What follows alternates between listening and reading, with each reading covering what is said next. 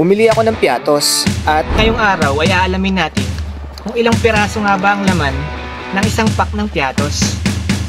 naghanda ako ng mga mangkok, pinggan, lalagyan ng piatos, notebook para di ako malito, ballpen, tsani para mapabilis ang aking pagbibilang. Let's go!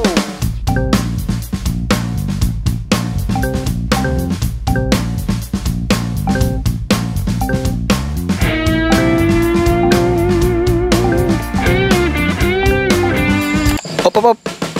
Bago ka magpatuloy, i-comment down below kung ilan nga ba sa tingin mo ang laman ng isang pack ng piatos. Let's go!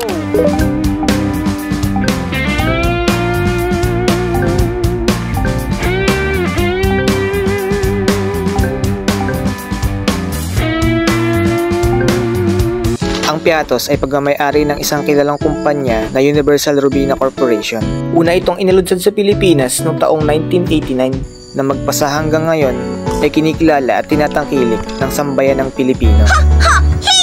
Piatos, never had it this good.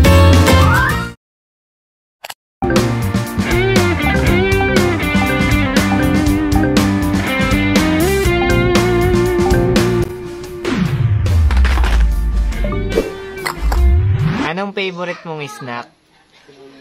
Piatos. Piatos? Anong flavor yan? Yung kulay green.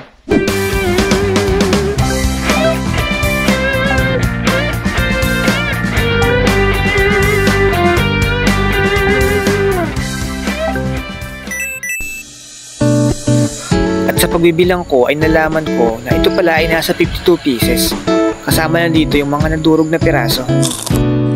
Marahil nagtataka kayo kung bakit ko nga ba ito ginawa. Wala lang.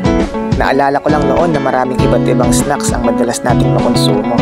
Gaya ng siga, uprise, karaoke, snack na may laruan sa loob, at marami pang iba.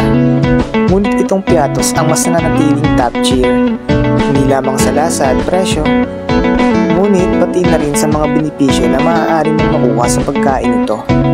Isa rin ba kayo sa mahilig sa piatos? Comment down below kung anong flavor ang paborito nyo.